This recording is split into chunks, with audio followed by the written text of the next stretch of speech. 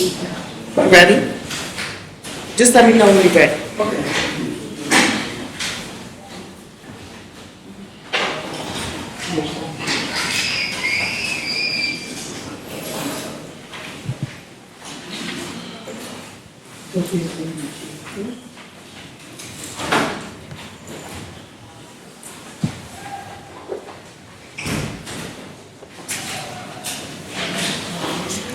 So it's 6:40, we're gonna get started.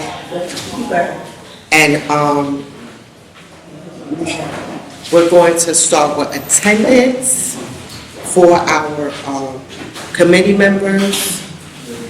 My name is Natasha Trey Perez. I'm one of the co-chairs. I think Dr. Tomlin may or may not come. She had a death in her family, so she's gonna try to make it, but you know, we will see. So we have Amiria's not here yet. Orissa, is Orissa coming? She's stuck there. She was trying to make kids too. She's at Jefffield. Okay, so she's on her way? Okay. Jessica Franco, I think she said she was coming. Suzanne, present. Deron, present. Ms. Hughes, present. Marsha Thorne is not here. And Bobby's not here yet, but they may come. Let's see. Okay, so we don't have quorum, 1, 2, 3, 4. So 4 of us right now. So we get quorum, we'll vote on to approve the minutes. So everybody, members, please read the minutes so that you can say yay or nay or give me any corrections when you do have quorum, because I think we're gonna get it, it's just gonna be late. And so we also have to determine the date of our annual back to school and summer resource fair, but we'll do that when we have quorum too. Old business, we have to wait for someone from the superintendent's office to come to let us know when our day of service is gonna happen. So what we're gonna do is have a day of service across the district where we go into the schools in the district and they'll have a project for us to do. So it's kind of like come back to your old school and do a project at your old school. So we're waiting for the dates for the superintendent to tell us which dates that they selected, because they reached out to the schools and the schools, you know, are gonna let them know, you know, what works best for them. And I think this is a Saturday, these are Saturdays, so we'll get more details when they come. Any updates? We don't have NYPD. We don't have NY. I guess they don't come. They haven't come to the last 2 years. They are. So as of April 1st, they are no longer NCOs and YCOs. Our new commissioner has decided to change their titles and remove them from the streets. They're in training as we speak to redo. They're going to be called the routine quality of life. Yeah.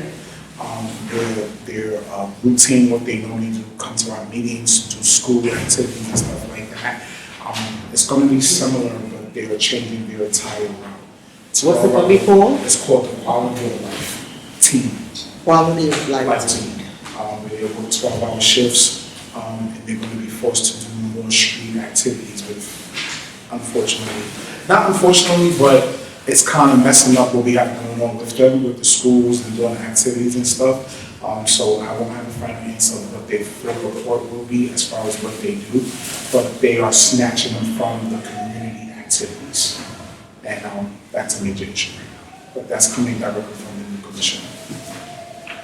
So they're taking them, they're in training now to be a quality of life team. How do you know how they're going to assign them to the communities? So that's the thing, they're not being assigned to the communities. It's supposed to be, the way they have it, the way our new commissioner, y'all know what I'm talking about, her name is Commissioner Tish.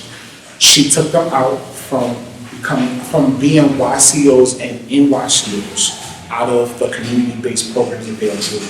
So the quality of life team, that's their new title. They are supposed to do more traffic enforcement.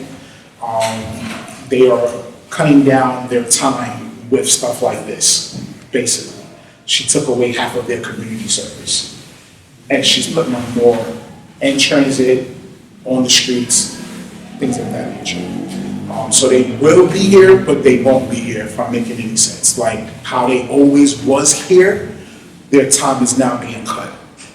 It's supposed to be like that for the next 3 months. It's supposed to be a quote-unquote pilot program. But if it doesn't work, and I'm praying it doesn't work, so we can get them back full-time, that's what it is for right now. So it's going to be a hit and hit if they come to the meetings. I mean, it wasn't at our meeting last night, so it was a whole situation with them. So they got to make it last night. It was in training. That's 12 hours. I was at the meeting yesterday, I didn't hear them talk about any. They wasn't there, so we only seen our sergeant, our inspector, and 2 of our other captains, because normally, they come. They wasn't there last night. And they couldn't talk about it because they're in training. So half of the information I'm giving you is what they would have given you last night, but we're still waiting for the bulk of the information because it's more. But as far as community of what you normally see them do, like we complained about not having enough YCOs in the streets for after school, they're being pulled from that as of right now. Somebody asking because I also report to my block association, but I need to be able to say that I have sources for the information. Where can I find more about this? So because it's not posted up yet, it's not on their website, it's not on NYPD website, and it's not on our precinct's website, I would gladly send the information over to you in text message because it's a pilot program. It just went into effect as of Monday. So this whole week and next week they're in training. After the following But week. they can't do this with only like a text message to you. I mean, like.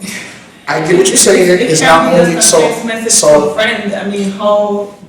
So it's not only to me. Unfortunately, the new commissioner, Ms. Tish, she announced this 2 months ago. What they've been doing is they play it by ear. So we're just getting the information April 1st. As we're getting it from our inspector to the sergeants to us. When I say we, myself, it goes back to what I just said. As the information is coming from up, so it comes from our police commissioner's office down to the precincts. So we have the inspector goes to the sergeants go to the people that they work with, and we as the community leaders and as the VP and president, we get the information out. That's how their system is. They don't have no blast text, they don't have no blast email. They normally put it up on their website, but because this is a pilot program and they just put this in effect as of April 1st, whatever they give us, that's how we do it. So how are the schools, how schools supposed to plan? Yeah. So every Monday, so as our inspector said, every They have the Monday, meetings with the he has the schools. meetings with the schools. He officially announced this on Monday because I was. To the school. Yes. So he announces, and so he told schools they won't have any patrol. They won't have any patrol like 4 or 5 hours like they normally do. So in the morning time, they go out, they check. In the evening, they go out and check. But for the next 2 weeks, they won't have as much. So what he would do is, as you met our YCOs that came, the 2 females, they're not here. So he's replacing them with our regular cops to go by to make sure things are smooth right after school dismissals and stuff like that. That's only for this week and next week.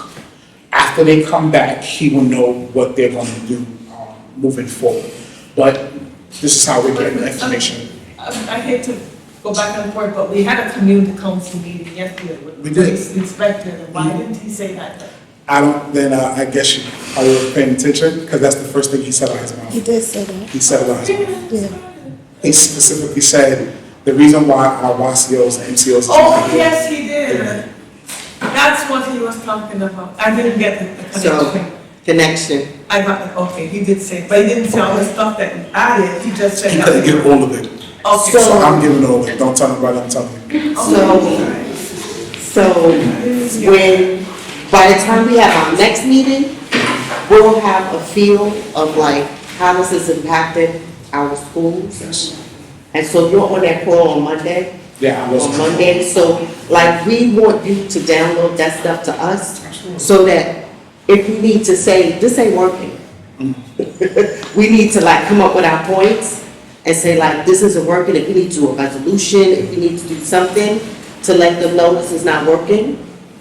Like if there are an uptick in incidents after school, before school, like let's keep a record of that. So what we also just suggested on the call Monday, a lot of the nonprofits like Man Up, TMK and them are in the schools now. So what they're doing is a lot of the nonprofits in East New York are helping the police department and the community affairs and our office go to the schools in the morning and at the afternoon to try to eliminate some of the problems, which they've already been doing. They've been doing this for almost 2 years now, but now we're asking them to enforce it a little bit more. So it's getting better, but it's a lot more work. So they are helping, the community is helping. I can't say on every other community, but East New York is getting help. Okay, that's good. Okay, so just keep us posted. Yes. Thank you.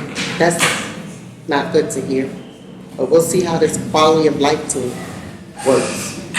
Our superintendent is not here to give us a K-8 update.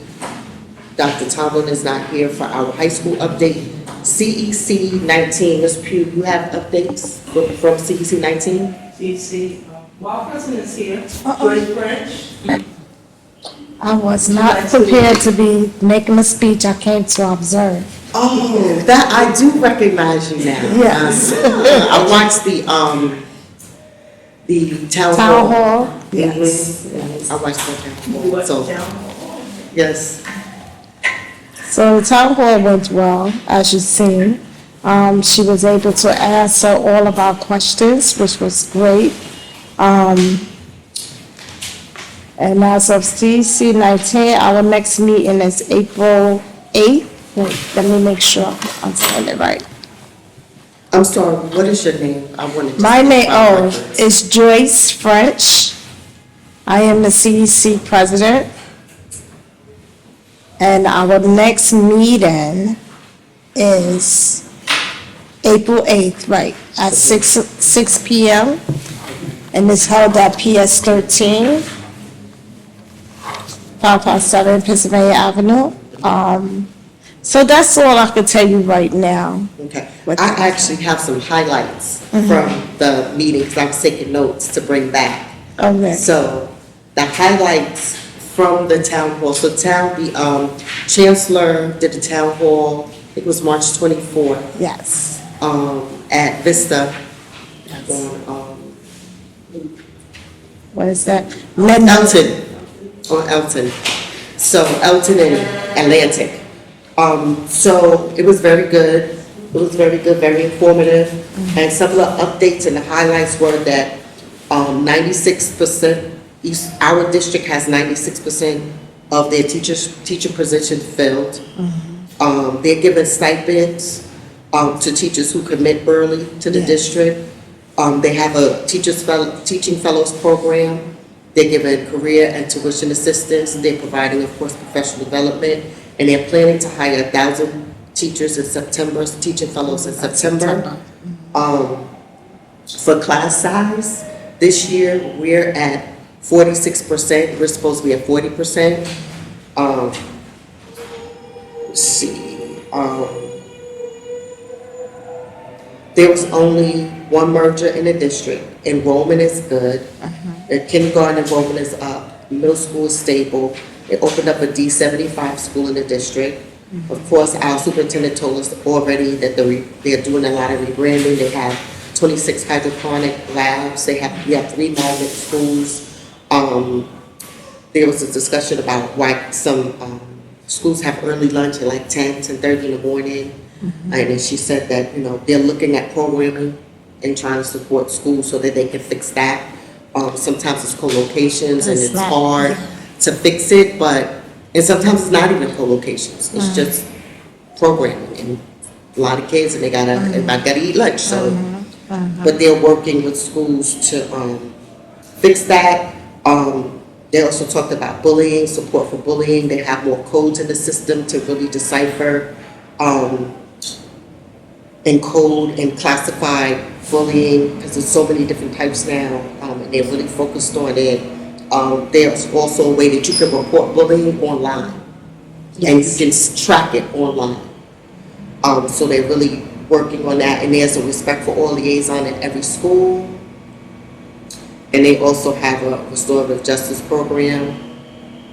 They also asked a question about why they're using the types of curriculum that they're using, which is Wits and Wisdom and Eureka.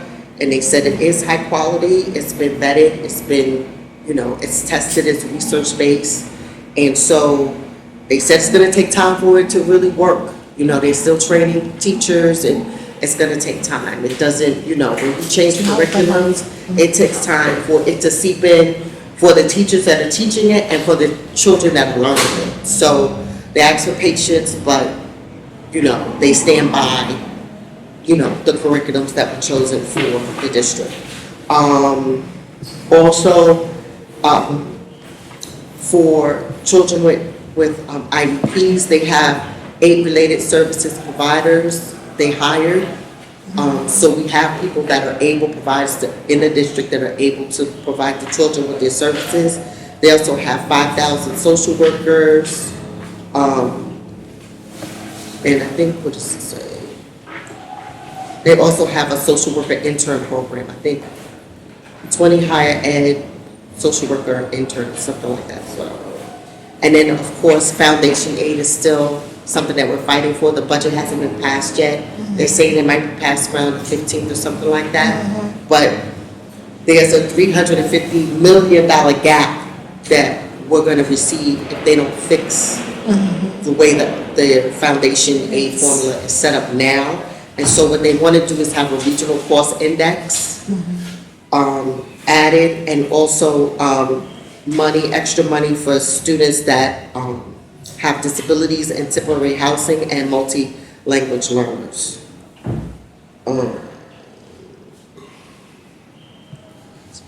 And I think it's a meeting with CPAC asking about Taylor.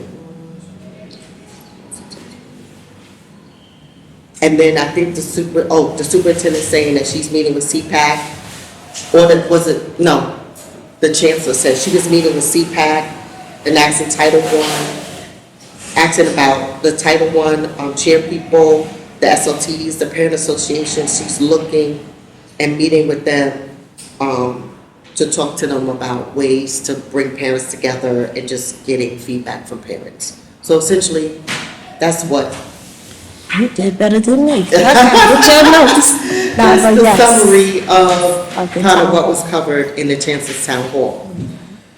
So, with that said, we have guests here today from School Foods, and and Ms. Purpose was actually perfect timing. She gave us these reports because last time we wanted to know. We were looking at the community needs assessment, and we wanted to know, what did the elected officials fund? Because some of the things we asked for, they funded within the schools already. So Ms. Perkins was kind enough to give us printouts, right, of what our Councilmember Banks and Councilmember Nurse funded for FY25, right? And so this is what they funded for fiscal year 25. So if you look through here, we can see that some of our schools were funded. Some have, if you look at nurses, she has a auditorium upgrade, STEM lab, they're doing gymnasium upgrades, laundry rooms. It's a lot of stuff that they have done in the schools. So the first one is the capital, and then the second report is expense funding. So capital funding are like physical things that are being done, and then expenses are more programmatic things, if I'm saying that correctly. So you can look here and you can see our council members are funding a lot of youth and education oriented things in the district. And so this is what they have for fiscal year 25. And I'm sorry, I'm sweating bullets. So this is Sandy Nurse, you can look at that, and then this is Chris Banks, and you can look at what he did for capital funding and for expense funding. And actually, do you have anything to add to that? I said capital funding is more like physical facility related things, and expenses are more like programmatic things that are funded. So we'll look at this, and then so this is for 25, 26, or 24, 25? Okay. 25, 26 full. Is July 1. July 1. Okay, so this is for 25, 24, 25. This is everything that they funded. So now when we think about, we go to look at what we want to put in our needs assessment, we need to look at this and make sure we don't replicate and duplicate. So Ms. Pugh, this is good to take back to CEC 19. So we can like be on the same page and at least don't start from and go back and do stuff that they already took care of. Okay. And then this is good to also see what schools can hit them up for and the things that they do for them. So this is a good indicator. Did you get the superintendent, deputy superintendent? Yeah. So this is a good report to have. So thank you so much, Ms. Perkins. We appreciate that. So now, I just gave a great recap of the Kansas Town Hall, and I think I had all the points, right? Right, President? Yes, you did. President Ms. Frank. I hit all the key points from that meeting, and I just, do you have any updates for K-8 that you want to share with everyone for the district, just in general updates? Yes. So just a few quick updates. March was our. And this is I'm sorry. Irene Spence, I'm the Deputy Superintendent. How are you for the K-8 schools? So this past month, we celebrated our Civics for All Week across the district, and this connects to the funding as well. So we have several schools who are part of the participatory budgeting. And so vote for them. We've got about 5 schools under Sandy Nurse's purview because she's engaging in that work. And so our schools are doing that. We had a lot of our elected officials came out. Students were advocating for different projects across the school. So this happened across all 35 of our schools. This is this week? It was the week before, yes, the third week in March. So all 35 schools, and just connecting to voting, their student governments hosted events, so just really an opportunity for civic engagement and awareness from our youngest kindergarten through our 8th grade. So really exciting work. We had What was that called? Civics for All Week. Oh, Civics. Yes, Civics for All Week. Also, with Women's History Month, connecting the work though also with our GEM and MBK, been focused this year around college and career awareness, and so partnering with an organization, Identity, who did some work with there's over 300 of our boys and 300 of our girls across the district to engage in some work around goal setting and career ideas and how to prepare through college and things that they're passionate about, and really finding jobs, career pathways that speak to the person that you are. Like really, what are your skill set? What are the things you enjoy doing? And so engaging in that work across the district.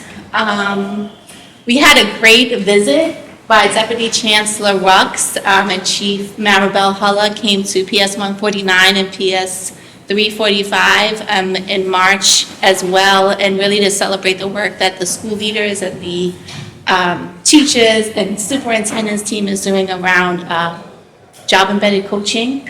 And our focus on quality instruction, ensuring that every student receives the quality instruction across all of East New York, Cypress Hills, and Starrett City. So those were some of the highlights for us this month.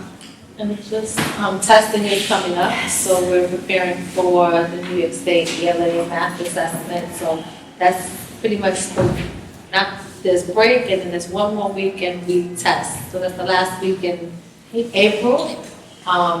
So we'll have that, and then the Chancellor just launched New York City Public Schools Cares, which is focused around an initiative around bullying and parent involvement, parent engagement. And so I know that District 19 will be one of the districts that will be engaging in this new work that's coming out. So the press release went out, actually today, as a matter of fact. And what is that center around?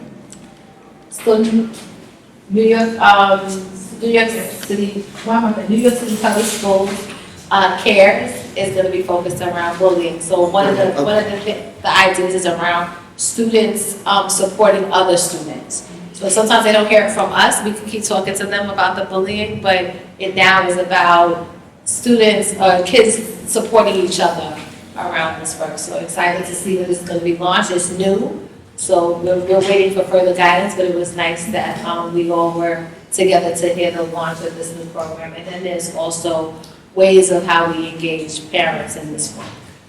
Increase the parent. Yeah, parent connectors, and they'll be able to apply. And it's a 6-week training that they would go through, but it's a way for parent leaders at schools to connect with CBOs and organizations in the community and kind of be the vessel between other families and the school and organizations in the community. So it's around parents connecting other families and parents. Okay, that sounds great. We also got an update about the NYCOs and the NCOs not being, like, changing. They're in training now, so they're gonna be what, quality of life? They're gonna be called the quality of life team. And so they're in training now, and over, it's like a 3-month pilot that they're gonna go on, and they're gonna change the way that they support the schools. So Duran is gonna bring back all of the information for us, because if this doesn't work, like, we need to be prepared to give feedback. So superintendent, deputy superintendent, like, we're looking at you. If we have to do a resolution, if we have to go knock on some doors, make some phone calls, and say, this is not working for our community. Like, there's an uptick in this, and this is happening, and, like, this is not working. We need our youth officers back. So, like, email us, let us know, like, keep an eye on, like, what's going on, and maybe we compare, like, reports. So, like, April 1st, it went into effect, this change. So from April 1st on, like, if there are reports that we can look at, things that we can measure, because we don't even have to wait till 3 months. If it's off change, when we come back next month, we need to say, this is not working. Our kids, it's like too much going on, kids are getting hurt, like it's fights, it's this, like, no. On a lighter note, though, I do want to share that we've been engaging in sort of community conversations across the district, and one of the things that parents have asked for was an opportunity for our schools to be involved in more athletic events. So I'm happy that we have launched our inter-district basketball teams. So it's on Tuesdays. Tuesdays is our middle school. Exciting events happening. They're traveling from one side of the district to the other side to play ball, and it's been really nice. That's beautiful. Celebrate that we heard the voices. Thank you for doing that. And we got it done. That's good. So it's basketball on Tuesdays. And Thursdays. And volleyball is also on Thursdays. So. That's great. Yeah. If you could share, like, when the games are, Yeah.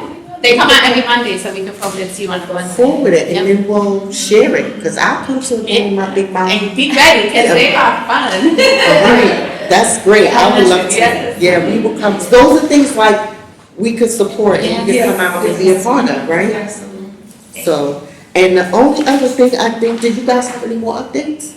Nothing close.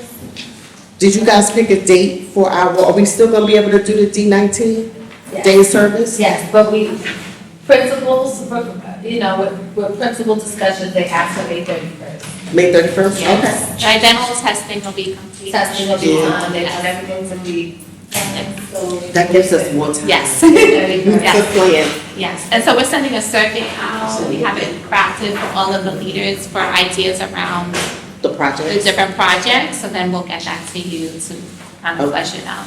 Okay. Yes, and then like, how can we come in and help? What do you need? Yes. What can we donate? Because we gotta get to our community members. Yes. And say we need this, even if it's soda, water, snacks, chips, something, paintbrushes, Yes. whatever. Okay. Let us know what we need. So May 31st is our first D19 Day of Service. And I'm so excited. I can't wait. Okay, good. Okay, so that is great. So President, CC President, we need you to, y'all right on our hip with this. So we need you to put the word out. This is a day where we're gonna go into the schools. Yes. And whatever the principals say they need, like projects done, we're gonna help them do those projects. And so we want the community to come into the schools and help, be a service. So we're gonna create, now can we create a flyer? We should be able to, yeah. Yes. Do you guys wanna do it or should we do it? We'll co-do it, so Yes. we'll start it, send it to you. Okay. Yeah. You wanna Send join it the to CC19? You on it? Yeah. You with it? We Yeah, they can- don't have a You choice. always together. Oh, she said y'all You have to always do work it. it together, so. There we go, CC19 and the community board and I'll do. Perfect storm here. It's gonna be great, I'm excited. Okay, so now, school food, yes, Ms. We Rita. have other organizations, like the New York CP would like to be a part of it as well. So we can put a call out for sponsorship. I know you, it might. Love So, yeah, I was sponsors. just getting ready to say that, I won't be here that day, that's gonna be my first vacation in 2 years, so I'll be gone. Oh, you can leave all the I will stuff, get the all your 75th sponsorship. person- We'll get the 75th precinct council to collaborate. Thank you. All right, so we can put a call for sponsorship to, Excuse me. and if we say we know at least we need some snacks, Yep. we know we're gonna need some snacks, Snacks and what? snacks and water, then at least we know we need that. So call for sponsorship will be that plus whatever else the schools need. Even if we could get enough sponsorship to do pizza or something at every school for like a lunch. Well, what we can do, you guys can get a letter from us, DOE, we can get the letter to the stores, and they can get the food for free. Okay, Pizza shops and stuff, we can go to like 2, 3, 4, 5 different pizza shops. depending on the schools and how they deliver in the neighborhood. That way we're supporting community businesses and we are, so yes. All right, so we'll get a letter. You guys can do a letter and then Javon, get it to the, I can give them you give it, okay. Letter for event and flyer for event. So we can get donations. And that flyer we'll use to also get sponsorships. Who's sponsoring? Who wants to donate? And then they can just drop it off, right? Yeah. At the office or wherever. We'll figure it out. Yep. Okay. All right, great. So this is April. So May meeting. And maybe in between this time, we'll have a committee. You can have, if anybody wants to be on the subcommittee to help plan this. You don't have to be like a committee member, you could just be a community member. If you want to help us plan this, I'm gonna have a paper here, you can sign up. And we'll be in touch, and we'll do our little subcommittee meeting.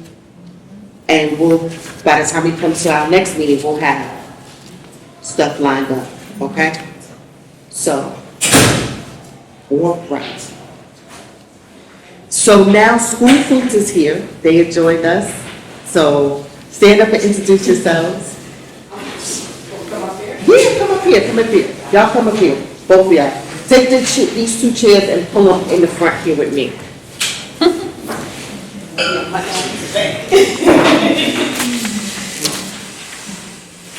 So they came here back to us again because they came, I think, December, December? I think it was.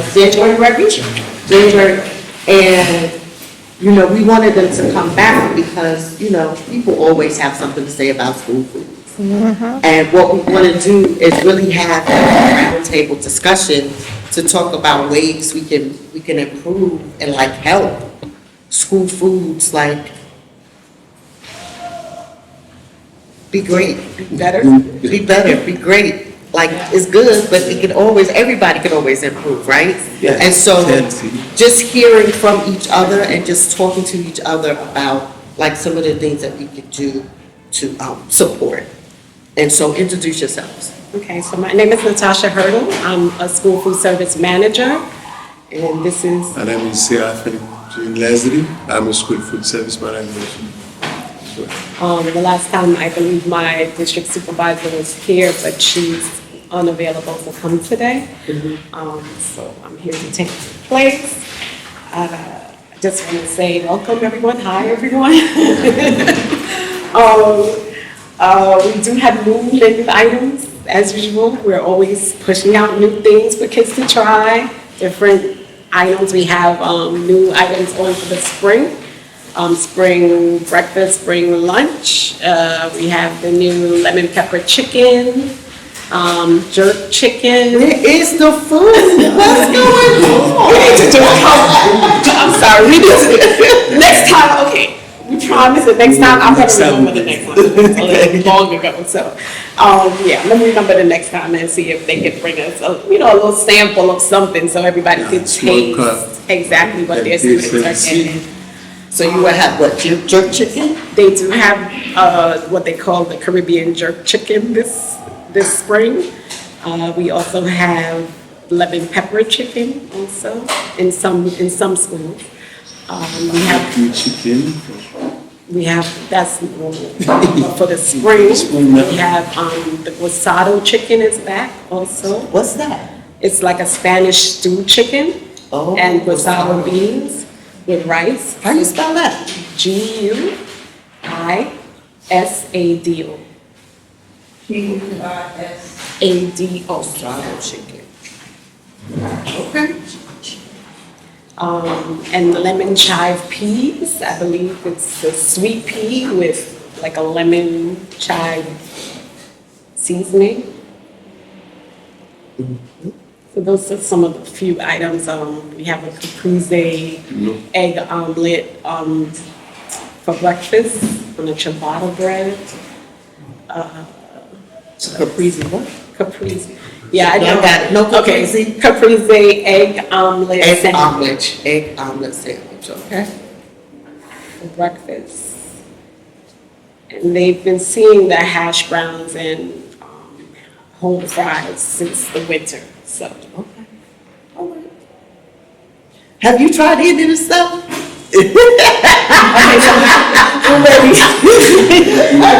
So no, what we do wanna like talk about, right, is we know that children may or may not eat the food, but like the surveying piece of it, it's like how you find out, how do you get feedback from children, like really, and parents too, right?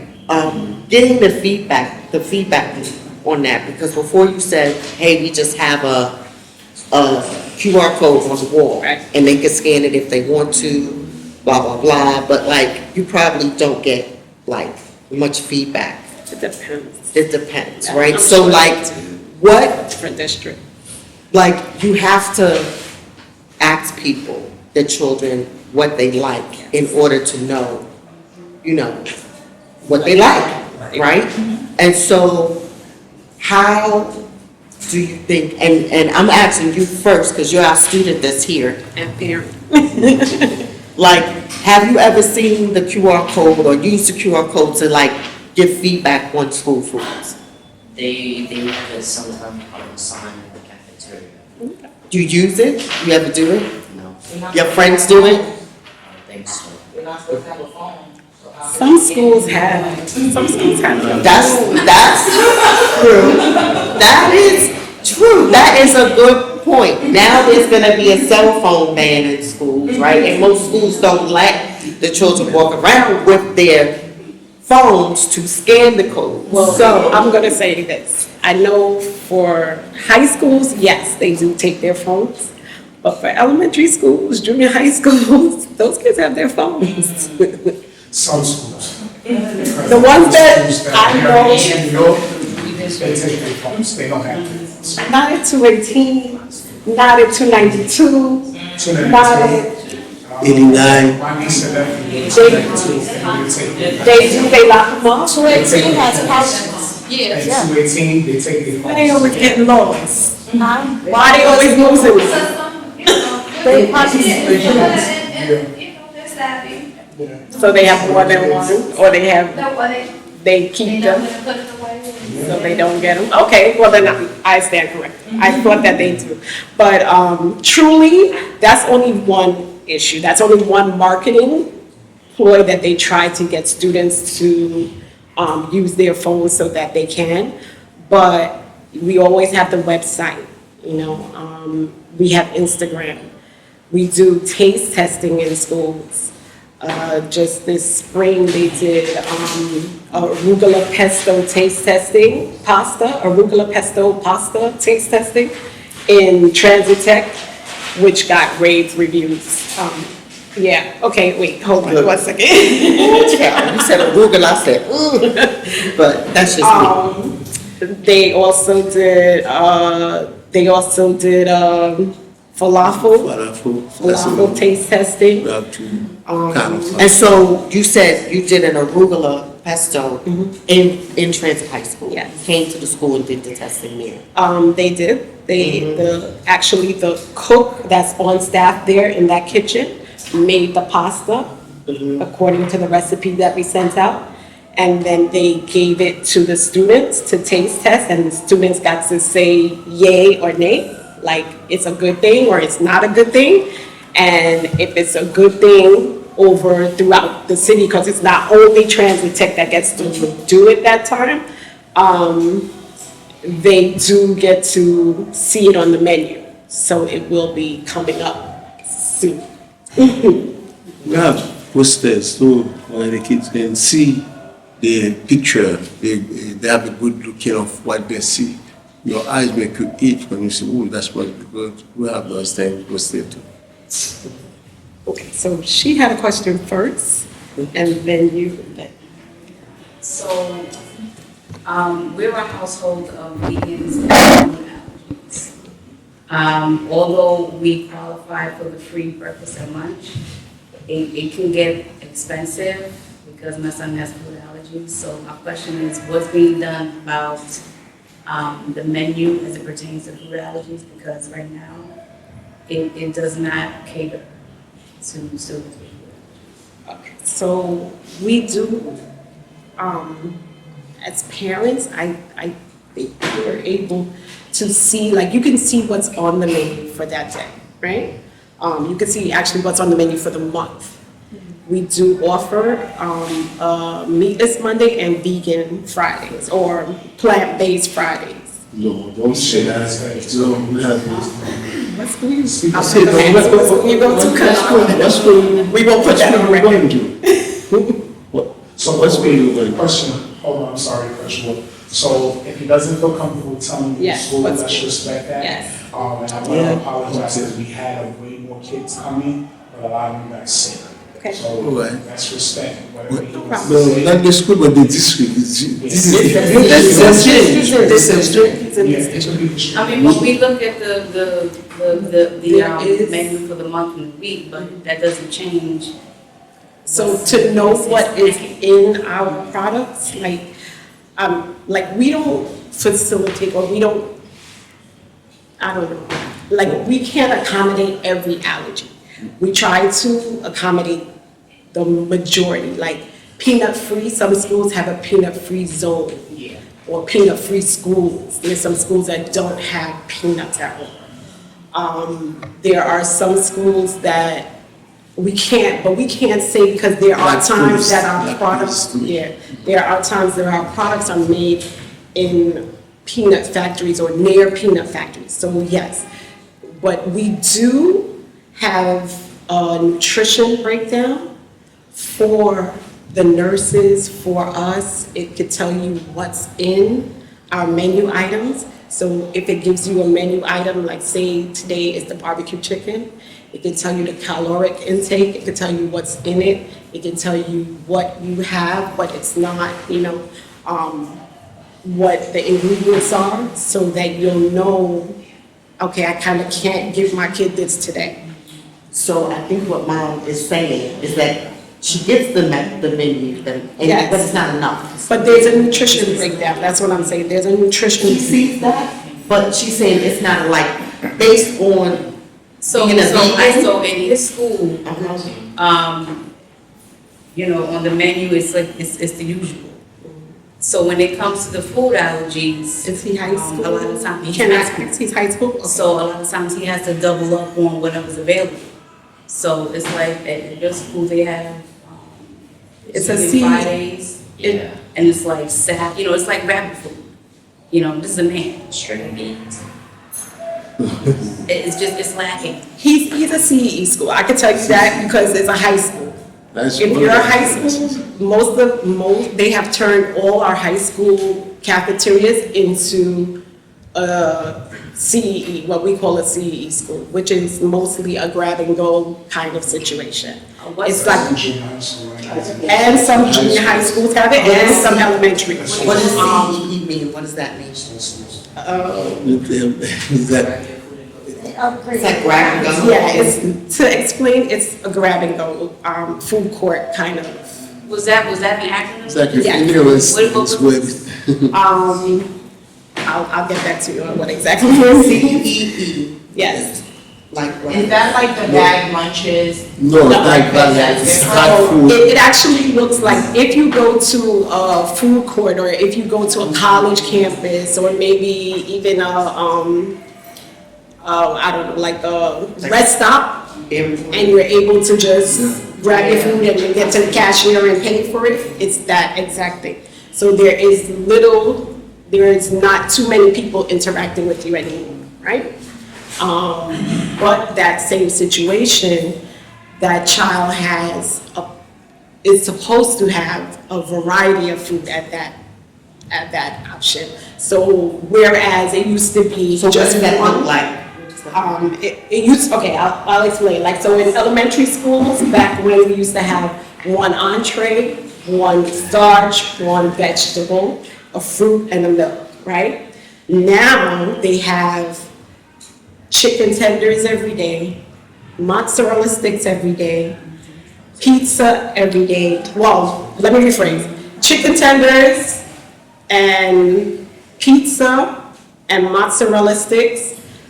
Pizza and mozzarella sticks is Monday, Tuesday, Wednesday, Thursday. Chicken tenders is only on Tuesday, Wednesday, and Thursdays. They also have chicken salad bowls.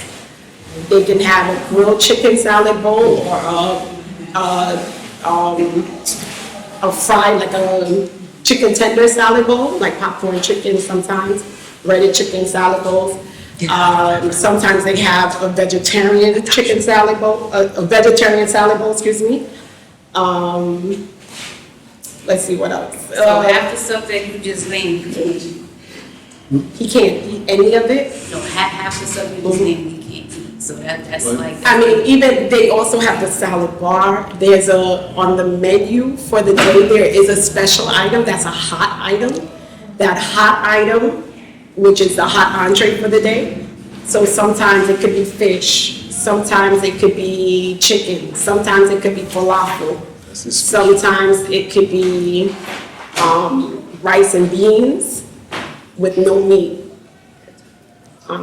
Is the menu, at any point, is it open to parents? Yes. Like, are parents able to, and students able to say what it is that they would like to see different or new on the menu? I don't know about parents, but definitely your students. And where? The parents can, do the QR code and But they would it's have like to a come to the survey. school. But they also, my understanding, the principals also gives like a form that goes out to the parents. And the parents should be looking at those forms, going through the QR code, answering these questions.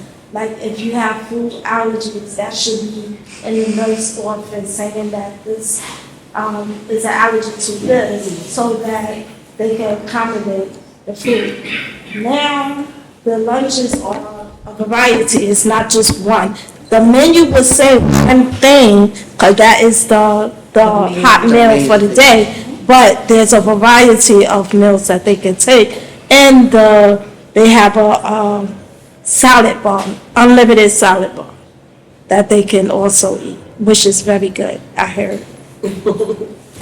So peanut butter and jelly sandwiches, cheese Yes, sandwiches, yes. you know, Tuna nothing. fish, you have to understand, it's not only sorry, I wanna just add, we cannot give a straight definition for the CCE. It is, it's cafeteria enhancement experience. That they make it, no, when I say Cafeteria enhancement Yes. experience. when we say So what that, happens in the event that it doesn't feel like that? What do we, she mentioned earlier that you're supposed to give the schools the allergies and they make accommodations, so what does that look like? Because that information is very important. Right. what I wanna say about the definition doesn't clearly state what we have. We have a new approach, a new vision of what we offer. We offer more varieties, we offer many things that anyone of the students can fit themselves in something. Like we have salad bar with fruit salad bar every day. We have the peanut butter jelly, cheese sandwich. We have tuna fish on 3 days a week. And we have vegetarian on Friday or Monday. On one day you have pizza, chicken, mozzarella steaks, and all those things make not one thing, one single thing anymore. Okay, just for a second. Just get I'm gonna say, this is a little bit, but maybe it's something that we could bring it to the chancellor, that every parent, student, and teacher has to complete a school survey at this moment. Why can't that be part of the survey? So one aspect of the survey could be on school lunch, and that way you'd be able to gather more data than just having a QR code that may or may not be filled out, or having a conversation about 5 kids when we're talking about 3 million or 1 million. So that, if that's a possibility, then that should be, if it's a main concern, then I think that should be part of it. And in addition to questions about the school environment and the educational system, it could also be about the service in the cafeteria. And they should allocate a budget to cater to children, because like they get funding for that. So as someone said earlier, that they can accommodate. I was gonna say, just to finish, I was gonna add on to what you're saying, that my belief, based on the conversations we had before, was that if there is a special situation, because you can't anticipate every single child's issue, that should be, I think they said, brought to the nurse's office, and if you do that, then they're obligated to provide a menu for your child. That's what they said before. I'm not sure. That what, I'm sorry? We do try to accommodate. the If it's a nurse, if you So go to- like, we do have children who have disabilities, we do have children who have, Milk who allergies. have milk allergies, we have children who are diabetic, and those children then go to the nurse comes to us, and says, look, we need X, Y, and Z for these children, And that is what and that's how we provide. So because he already had an episode in another school where the teacher gave him something and it was terrible. So that's why I am looking at him. Terrible, like he had a, Like he had allergic reaction. The nurse goes So now you're saying we have to go to the nurse and say, hey, It's like prescription. he's got this food allergy. Is his food allergens in his? So, Can I just, because I have raised, one voice. Yes. So, tell mom what she needs to do to get this addressed. So you need to go to your principal to ask them to then make sure that if his allergies are so severe, that you can bring his, his allergy report? This doctor's note. Your Doctors need a doctor. She clearly knows something. My son is 24 years old, Yes. going on 25, and I've raised him in the New York City public school system. Do you have a 504 form on file with the school? I don't know what you're saying. Okay, so 504 form, this, like, if he went into anaphylactic shock, he probably needs to have an EpiPen at the school, right? And so if he has that at the school and you have the papers work for the school, that's what needs to happen. What's going wrong right now is that the nurses are usually hired by the Department of Health and not the Department of Ed, so there's no communication. So it's like either maybe enlist the parent coordinator at the school and say, I need you to there's a process breakdown right now. I need you to talk to the nurse, get the nurse and the cafeteria in one room and say, isolate what he can eat and make sure that there's nothing else that gets served to him. So this is our superintendent, so you can tell us exactly, right, what has to happen. I'm sorry, So- I'm sorry. So to just address what she's saying, right, and just looking at the whole gamut. At what point does advocacy come in, and whose job is it to have those conversations with incoming parents that have children with allergies?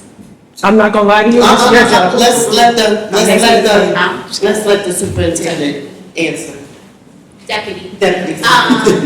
But, so you know the blue cards they send home all the Yes. time? That would be the first place, that there is a section here that asks for food allergies. It's actually on the card. When those cards come in, schools have to look over the food allergies to see if there's food allergies. If the allergy is to where I'm hearing from you, usually parents will know, like, can't eat strawberries or can't eat this. But sometimes it's more severe and you do need to have an EpiPen instead of the parent who spoke. It would be the parent then who would say, my child's allergies are severe, and so they require an EpiPen, or they require, as sometimes it's even a health paraprofessional to sit side by side with my child to watch. Like, we have students in the school who have a health paraprofessional. Some have, the nurse has the EpiPen. But the 504 form would be something that you would work with the school. They'd give you the form and you do bring it to the doctor's office then. They would fill it out, you bring it back to the school, and the team would create it. And depending on what the doctor suggests and the parent shares for the 504, it could just be he can't eat in the cafeteria, he needs a space, a separate space. It may be that he needs an EpiPen in school, or is that severe where he needs someone side by side with him for the entire day to watch him in case of allergies. The part I'm gonna default to school foods is, do you prep the food differently if there is an allergy? Because I don't have knowledge of that. You don't. Yeah, I didn't believe that they do. I know I've been in schools, and as a former principal, there were school parents who sent in food and it was separated. I've had to have students sit in separate locations, or sometimes like there would be like a peanut-free table where for peanut allergies, students at this table can't have any peanuts. So depending on how many students and what the need is, but it does start with first the parents sharing the information, and then from there the school will, would work. And if in cases where it doesn't, that's where, we're always there for support. The parent, I'm pretty adamant about things like that, so that's why I'm here, because I feel like I'm approaching it and I'm hoping that this will cover things. And, the same energy that they put into formulating IEPs, it should be the same energy formulating meal plans for students with food allergies. They need to start that if they haven't. Yeah, I think that's something. Is there a process where there could be a budget allocated so that, you know how if the school can't execute your IEP, they have to, the Department of Ed has to pay for whatever services the kid needs.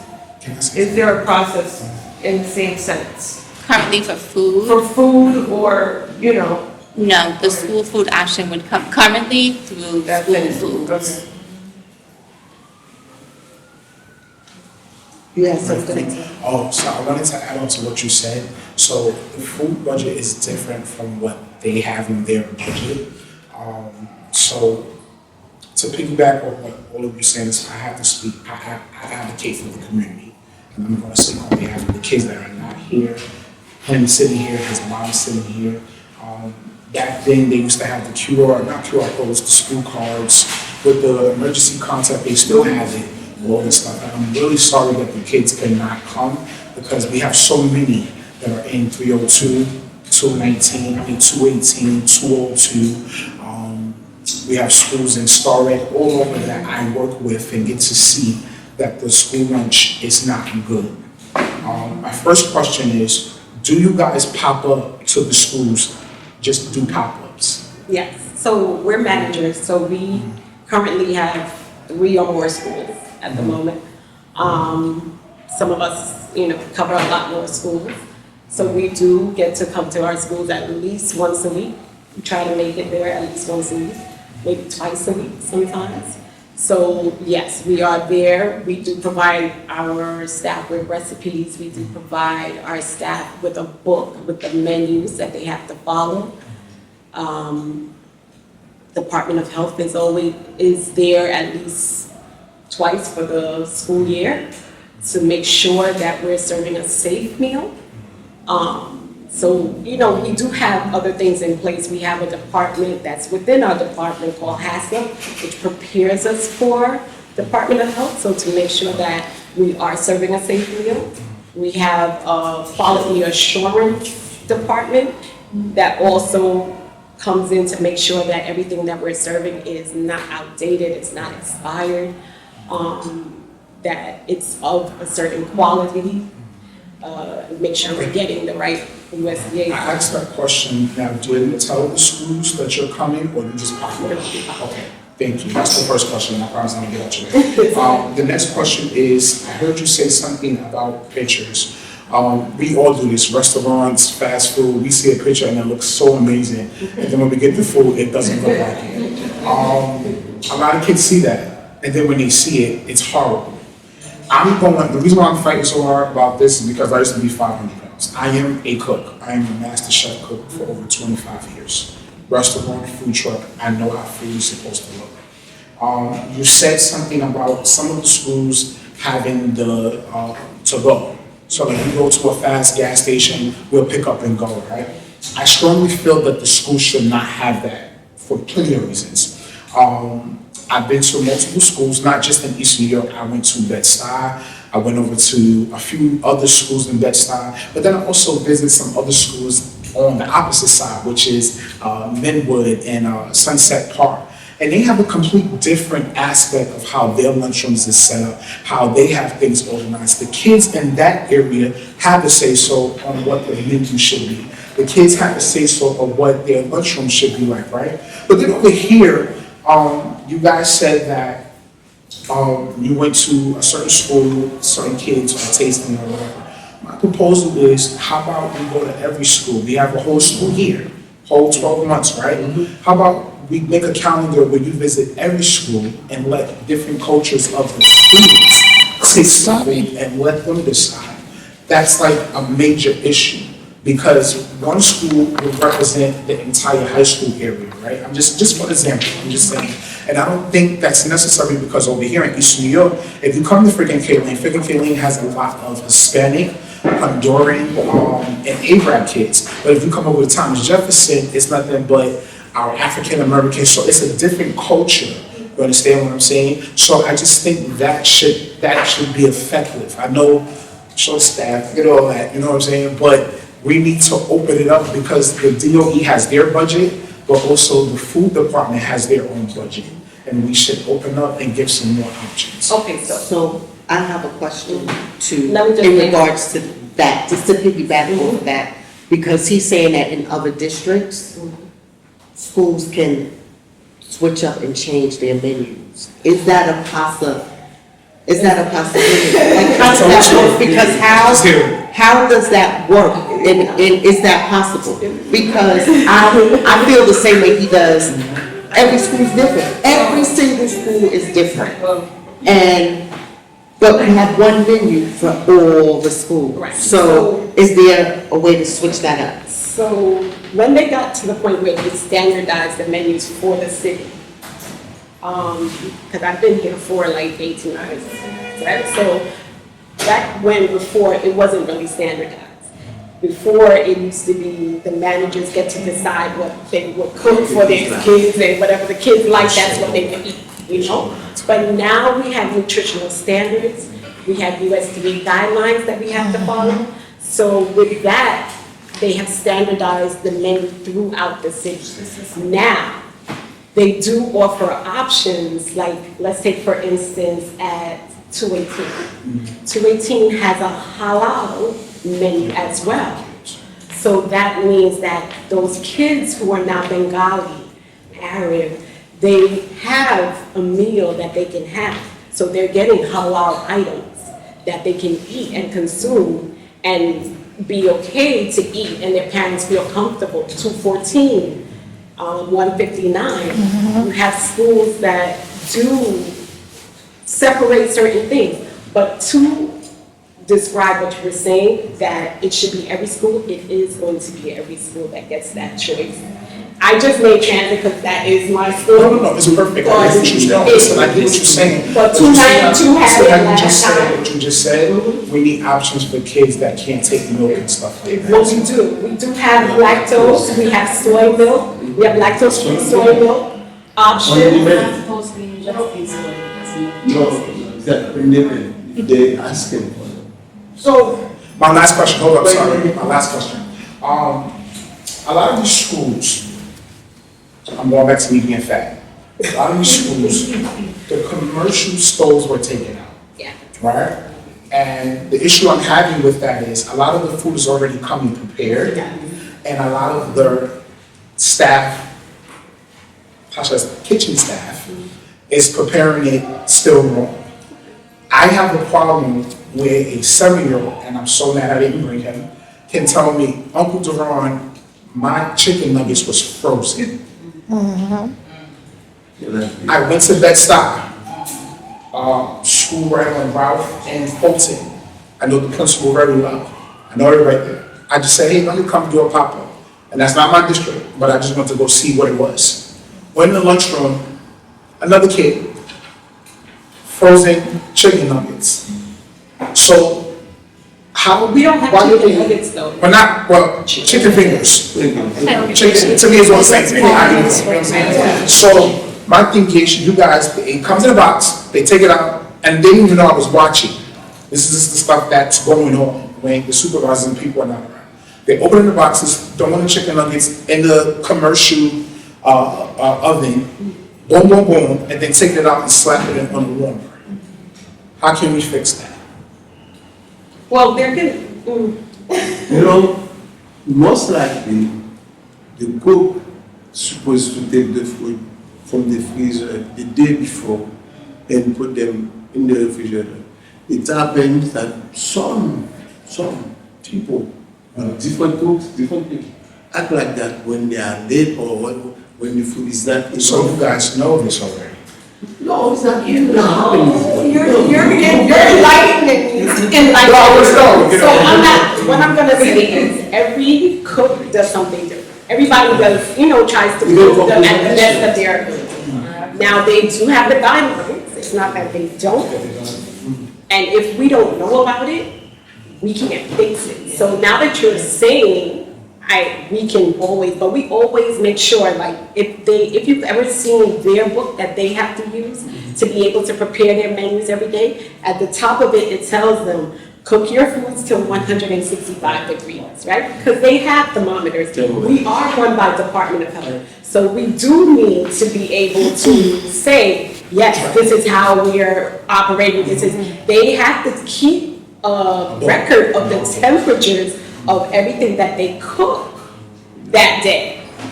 Well, I'm gonna tell you right now. They're supposed to keep a record of their refrigerators and freezers for every day. So, and every hour. They're supposed to check.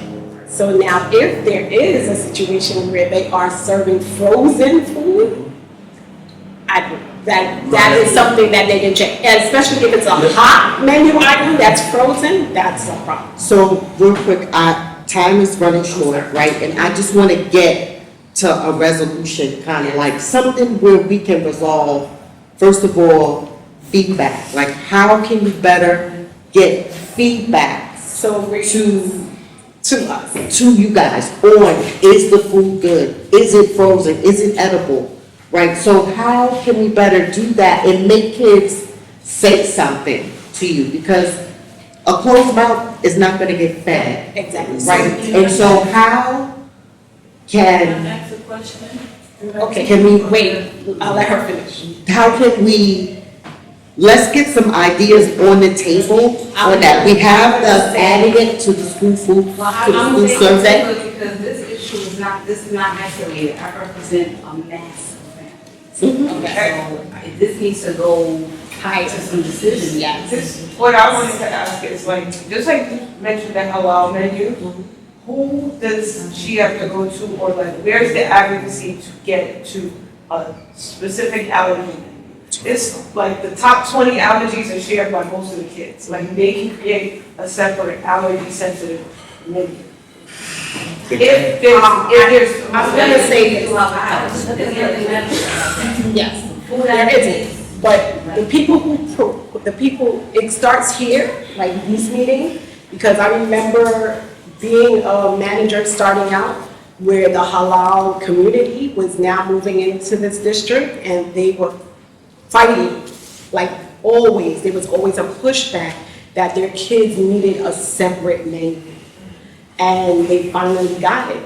So I'm gonna say it has to start here, then it goes to your principal, because your principal is who decides that they want a halal menu, they want a vegan menu, they want a peanut-free menu, they want a peanut-free area. So your principals are the guiding force, and when that goes into play, then it comes to us as the managers, and we then take it to our supervisors, who then say, okay, so we will definitely make sure that we don't have these things. Question though, because the principals don't craft the menu. No. And so going to the principal to say, I need a food allergy menu, the principal Not doesn't a food create allergy. it. I wouldn't say a food allergy though, that is like, it's, because we cannot change what our items, where we're getting our products from, what's in our products. Like, there's a lot of things that we have that have a standard menu, a standard ingredient content, just because it's the guidelines of the USDA, is the guidelines that we have to follow now. So I don't know exactly, like, I would have to get back to you to see exactly where that goes, where allergies are concerned. As it is of right now, we do not accommodate truly for all allergies, for all allergies.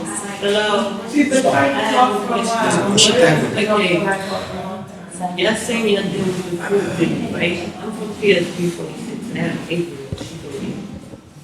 What if they serve it items that are not on the food menu for different days? I can report that because my daughter eat pizza, mozzarella sticks mostly every day. Even on vegan day, they eat the same thing. They serving the salad is nasty. They're not serving no vegetables with the meal. And half of the food that they serve in the morning is not with a label. So it's not what's on the So like menu? if it's, let's say they serve oatmeal, it's not closed. And then you have people coughing and touching stuff, and then when they touching it, they're not taking that item, food item, and they putting it back, and then the person is be serving it. So I had a, cause I'm, What's the CB5. And I'm the PTA secretary, and we have a lot of complaints, a lot of complaints. Because you now have CE over there. You do have the secretary enhancement. And they not. That's even before they've been having issues. Let's say it be chicken. I said before the enhancement, they've been having issues with the They serving lunches. pizza, they serving chicken tenders with french fries, Hamburgers, no vegetables. The french fry is the vegetable. Potato is a vegetable. So that's on every single item that they receive except potato. Potato is a vegetable. They consider it a vegetable. It is. It And that's why they have the salad bar. It falls under a starchy vegetable. But why they serving two starches? Where's it to? Sometimes they have like the, the cheese with the french fries, that's, you saying it's a vegetable, it's a starchy vegetable. But on vegan, they're not giving, they still giving pizza and french fries. They're They're not supposed to have pizza and french fries. What am I gonna tell They you? doing it, they doing pizza, french fries, and chicken. On vegan day? No, vegan day has to be veggie nuggets made. The veggie nuggets look like chicken. We made them. Oh, no, we not. Okay, Trust me. I'm gonna take this information back for the manager at 346, so this way she makes sure that her cook is following the menu. They want the menu changed, so the lady is not following it. She's saying what she wanted to serve. So, back to, Is that my school? Because I want to make sure. back to now, addressing students with allergies, we're saying that the school has the information, making sure that it's going up the chain and something is being done, pushing back out to the school, on the school level, to address the allergy. I know you can't catch all the allergies, but how can this loop be closed? And what is the process for acknowledging the allergy and trying to say, at this school, we need this?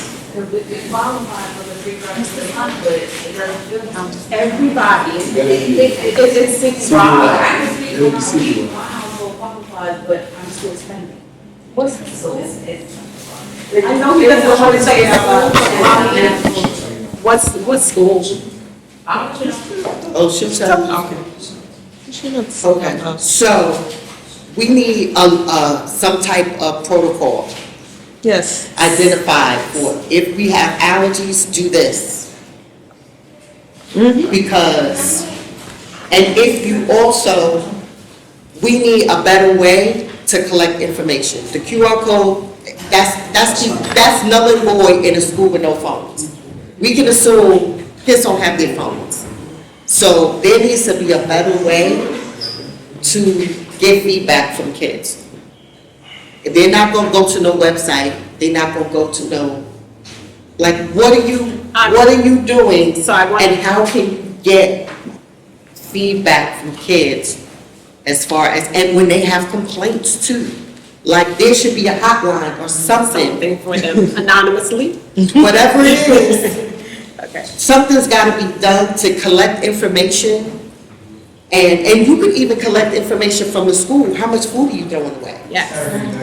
Because they throwing away food. You should be recording what they're throwing away. And also, now that you're saying the menu set. The menu set, there's nothing you could do about it. But maybe there needs to be a shift, because if you have options, these are all the options on the table. This is what's available, what you can choose from. I think schools should be able to choose what the kids eat at their school based on nutrition. You have to have this many vegetables a day. You have to have this. You have to, on vegan, whatever, you have to have no. So give them, the schools, the guidelines, but let them pick what the kids eat. So it's like survey what the kids are eating, figure out what the kids are eating at the schools, and then let them, like, enable them to be able to maybe pick from an option based on guidelines. Because right now, a lot of food is being wasted. Can I just say something with this? I mean, I understand They're here right now, but I don't think they're the ones that make decisions. So we're talking to the people who are not the deciders. Where's the hierarchy? Like, there's the Department of Health, there's the Department of Education, there's the Department of Foods. Who is in charge of everything? And who makes that decision? Executive director of school food. So that's, And that's Chris Horacio. so that's who makes the decision. It's not, they can't do a survey because they It won't be don't. us personally. They're gonna We be go following back information. Up to them. We Okay. can take the information. That's what I mean. That's what happens. We will take it back to our supervisor take it back to Chris and Tracy. No, you can't make Who are in charge. Yeah. But when we hear from you guys, when we hear from you, we know what's going on in our district. We know what's happening that needs to change, not only district-wide, but if they're hearing it from District 19, and then they're hearing it from District 32, and they're hearing it from District 15, they know it's a problem. But you know? are they hearing it from multiple? But that's not here goes our thing.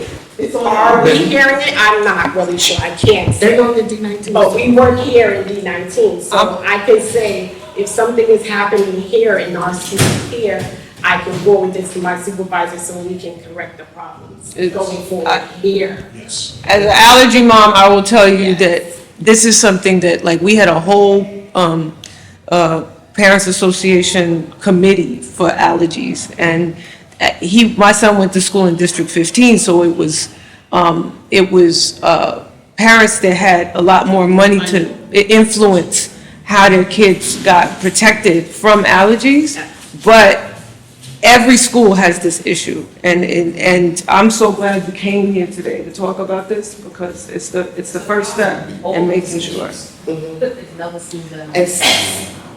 Okay, so we got addressing students with allergies, ways to survey students and file complaints, ways to see what's being eaten at the schools from the staff. Chairwoman, Yes.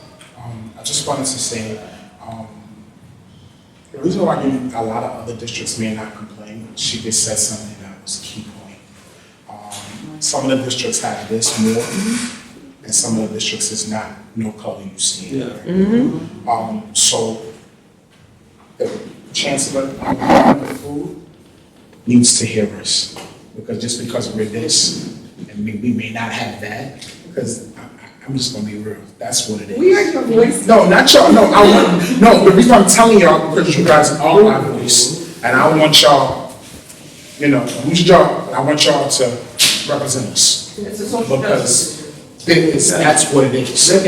I've sat and I've seen Linwood crazy. And I'm just gonna advocate for the chief executive director. His father was actually the principal at 218, a teacher at 218. So he's not out of the loop, like he loves coming in our district. He loves to, he goes to these schools to see what's going on. We haven't had a director that really is active like that. So I'm gonna say, we're welcome to what you're saying.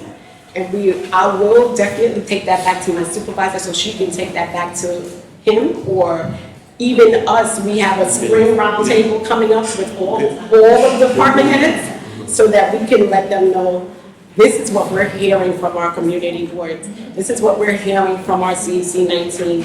What do we do? How can we change it so that our students are the voice?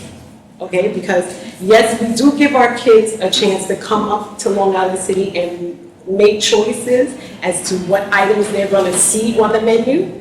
And we do come into the district and give them a chance to taste test. But our taste testing right now in our schools, I think we have about 5 or 6 schools that are doing the spring round.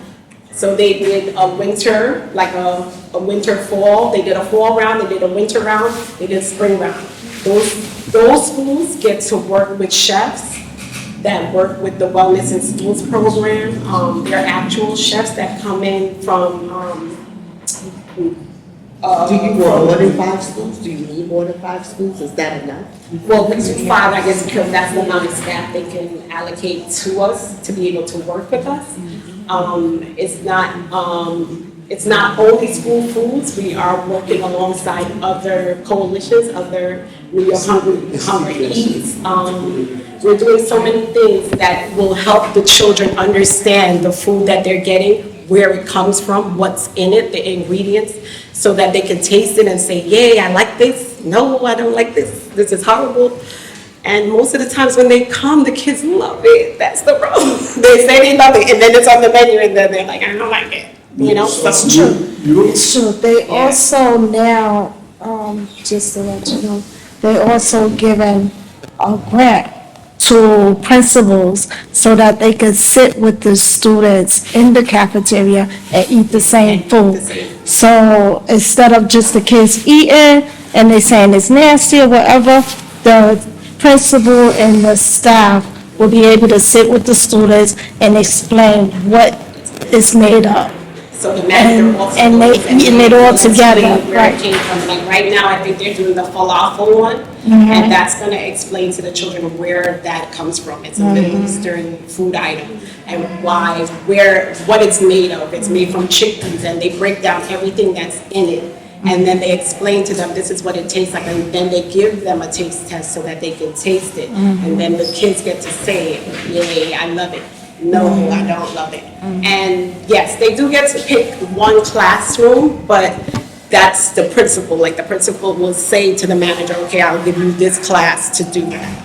And that's going forward, that is their new step in trying to get all the students to participate, in trying to get other students to say, as your peers, to say, well, we liked it, maybe the next item you might like it, or we can try it, or maybe we will try it because we don't see it often, but this is something we need to try, you know? And they do serve it with the tzatziki sauce and stuff. So it's opening them up to different items, different cultures, different experiences food-wise. I mean, hummus is not something we used to see in our district at all. Like, it wasn't anything that we would eat.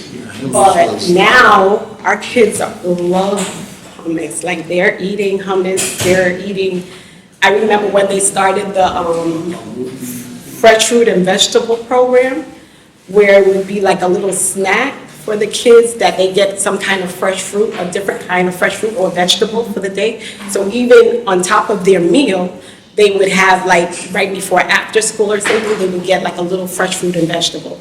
Some days it would be like a pineapple stick. It would be like cucumbers with yogurt dressing. They would get different things to try. And for me, I've seen where that was greater because that helped the kids start taking part in the salad bar because they wouldn't before. Yes. But then with that program, I felt like my elementary school kids were more like, yes, I love cucumbers, let me eat those. You know, they were more interactive with, you know, what they were getting. And Honestly, those are- not only that, we have one school right there on Atlantic where the kids go up the vegetable and bring that in the kitchen and sometimes participate, wash it and cook it. Not only that they grow their vegetables, but we also have farm to table. So we also have schools that actually go to farms, they'll get the food from the farms and then they'll bring it and the chef comes in and he prepares the vegetables. And it might be like orange carrots, purple carrots, things that they're not used to seeing, but they can understand what it is. And he'll prepare it in a recipe or he'll prepare it so that they can taste it raw. So they are getting a variety and they're moving towards broadening the menu so that the students, should be able to taste a plethora of a whole lot of things. Not only stick to the usual hamburgers, hot dogs, French fries, you know, that kind of stuff. They should be able to. Now, allergies, I will definitely take that back on your account. I know it can be frustrating, but yes. I'm gonna send you a list. Yes. Right, so right now we got addressing students with allergies, ways to survey students and file complaints. Like, can we add it to the school survey, stuff like that. Ways to see what's being eaten at the schools, ways to visit and have more taste tests with every school, and ways to check and train staff on food prep. Am I missing anything? You want to put my email there? I have your thing. I would say bring back that program of exposing them to different, vegetables. 'Cause They have it. Oh, they still have They it. still have it, it just depends on the principal. Yeah. And the cafeteria staff, if they have the staff to provide it, to do it. So to add on to that, and I promise we go in, since we have both of our chancellors here, is it possible? Right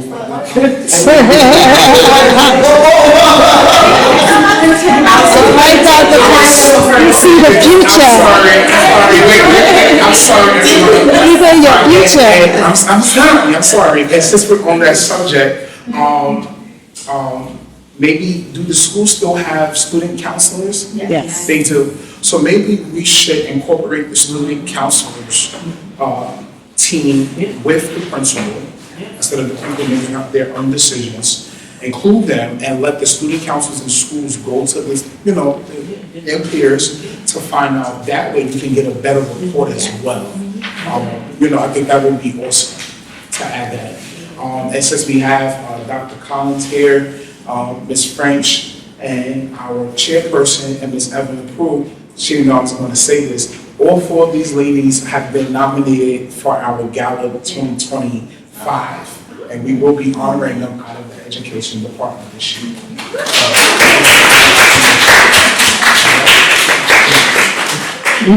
So you guys get the tickets, because they don't come dressed all the way up. Board of Education, Ms. Collins, Ms. French, our sister Natasha, and Ms. Evelyn, who represents East New York very well. Very well. Thank you. Yeah, that was nice. So, we just wanna help and get some questions answered and just see how we, and not only use the student council to get more input, how the parents get more input too, and a voice in what's going on, because sometimes elementary school kids don't know how to communicate, and bigger kids too, they don't know how to, And sometimes we also have our students that just walk up to our school staff and be like, Miss, what's this? This ain't good, Miss. We need something else, Miss. So, there's some of them that are not shy. They will come and they will talk to the adult that's there, and they'll say, Miss, this is not good. It's not made right. Or it's cold. My food is cold, Miss. Can I get another one? Or I love it, Miss. Where can I get more? That's what I get. so we need to get all the data, because without the data, you can't really do anything to make anything better. So I emailed you, you can email me back about coming, so I'm gonna make sure I get these questions. So you're gonna give it to Batiste? I'm gonna give you, and you put your email in there? Yes. Okay, so I'll make sure that you have these questions. Yes. And did we miss anything? Is there anything else you wanna say? Does the SLT in the schools play a role in this? I mean, Yes. that's what I'm saying, they should, parents need some type of way. That is a question I was gonna ask. Do you guys ever been to a SLT meeting and address these things? Because that's where you need to address it. So I've served on the SLT for my son's high school for, I think, all 4 years. And I did too. And the SLT, I would just say that I think that this needs to be something systemic that comes up the ladder, because SLT is dedicated for that individual school, and if you have a very robust and active SLT, that school is going to get what they need, but the school that needs it the most is not going to get it. So I think this is about citywide advocacy, not just individual schools. I just want to say that for everything that was discussed today, before we go back and ask our young people anything, if we could just make sure it's something that can actually be changed. Don't ask them things. A part of civic engagement is making sure that the change can actually happen. So if we could come up with 1 or 2 things that actually can change based on their opinions, then we go to the young people with that, because a part of civic engagement is the part that they don't feel like their voices are really being heard. The things that they say, nothing comes out of it. So I just wanted to put that on there. And with that said, I'm sorry, so is this because I don't really have too many platforms out here where I can voice my opinion? So like, is this a platform for that? Because I have a couple of things, but I'll be as concise as possible. is it school foods or is it something else? No, it's Something else? I just don't want the meeting to close, so. Oh, no, it's not. We're done with school foods? And we got our list of questions, we gonna get them to you, and this is not over. Like, we're gonna really try to see how we can fly this up the chain, and it's not only gonna impact our district, it's gonna impact the whole city, right? Because something is missing, you know, and we wanna make, if we could get it right here, if we can just start the districts the districts that don't need this, they're fine, they're good. Like those places you went to, they figured it out. If we get this figured out for us, a lot of districts like us will have something in place where they can just get the things they need for the schools. Because we waste millions, we spend, not waste, we spend millions of dollars in food. Let's not waste millions of dollars in food. Let's spend it and have our kids eat the food. We don't have, we shouldn't be wasting our food, right? And so we want our babies to eat, because when they eat, they can think, and they can function. They can come home and invest the money. Is it, so when a child comes up for second servings, is that server supposed to tell the child you can't have second servings? So we only serve one meal per child.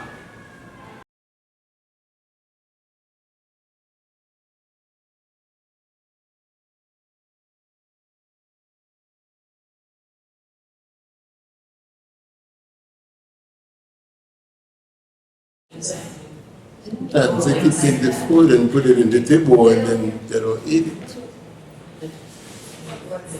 Yeah, I don't. All right. Thank you. Thank you. All I can say is I'm gonna definitely take what you have given me back. Like the last meeting, I took it back. So hopefully. We always see your chicken. So listen, next meeting, when you do come back with these answers, we want, And let me know. the management to come back. So like, we have a lot of questions here, so when you come back with the answers, we want the decision maker to hear, to answer the questions. Because we are, you in the hot seat, and y'all are like, so we would like the decision makers to come. Because And- that's Nelson here, the one that, Nelson, what's his last name? Kilos? Nelson Keelan? Yes. Okay. And who's Nelson Keelis? He works alongside With Chris. Okay. He used to be the supervisor of this district. Well, Yes. that's great. Yes. Maybe come on through Nelson. Yeah, most of them. Okay. Okay. When is your next meeting? Our next meeting is, it's May 7th, right? But that's the day of the hold on that. We might have to change the timing or the date of our next meeting. Because it's the day of the award ceremony that we're all getting honored at. So that's not what will work. So we might have to change that. But I'll let you know. I'll let you know. And we could actually, we have quorum. Where's Jessica? Jessica, she just stepped out. She's here. I can tell her. Tell her to come in here, so, because we got some things to vote on. Yes, you have some other things you want to share? So, it being, financial literacy month, there's a program called Next and Personal Finance. This is a program, 24 states have adopted it. Connecticut is the 25th state, they're implementing it, and New York needs to sign on. They have an entire K to 12 curriculum talking about relationship of money, credit, investing, anything about financial literacy is in this program. So I think every school needs it. I think the school has to be future ready first, a future ready school, and then they can implement the program. But it's that's the website, Next Gen Personal Final NGPF.org. So every school needs to have this program and teach these kids about the finances. If they graduate and they don't know how to negotiate rates, they don't know how to obtain credit scores, they don't know anything about what they need to prepare for the world. So,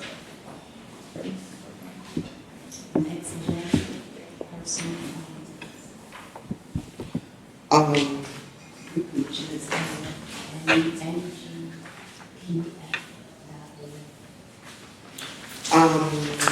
I don't know if on the K to 8 level they're having the financial literacy programs. Some of the middle schools do. And then I'm sure Dr. Tomlin will be able to speak to, but she's not here, high schools that have that type of program, and I'm sure they do. But we could always share this with them as well. And are we gonna have, so, also in lieu of, I call it my soft campaign, 800 Dreamers. So we need an engineering high school out here. We only have one engineering, architecture, and construction school that's serving this entire region. And so that school, they get like 1,000 applications a year, and they only have 200 seats. So that's 800 kids every year that have to settle for second best, third best, and you know, at that age, you're impressionable. So of course, that's going to kind of mess with their passion and then their life. It's telling them to serve. Is that transit too? And what I went through, transferring my son, I don't want any other families to go through that. It's not right. It's criminal. I'm sorry, is that transit tech you're referring to? With the program? Yeah, but that's transit In tech this or district? engineering program? Well, what are we talking about, the engineering? Yeah. High school for, Construction, engineering, and architecture. Yeah. It's in Queens. right, kids from out here have to go there. And That's they what my don't daughter get read. it- They don't get into that school, there's no other school out here with that program, so they gotta go to places like urban planning, you know, schools that don't really have that focus. So we need an engineering high school out here. So it's big. Transit tech is. We need an engineering school, not just transit. Yes, there are a lot of STEM, and I wish Dr. Tomlin was here, but there are schools, a lot of high schools with engineering and STEM programming in this district. Yes. So she can speak to it. District 19? There are some in this district, yeah. What high school? It's Transit Tech, and I think,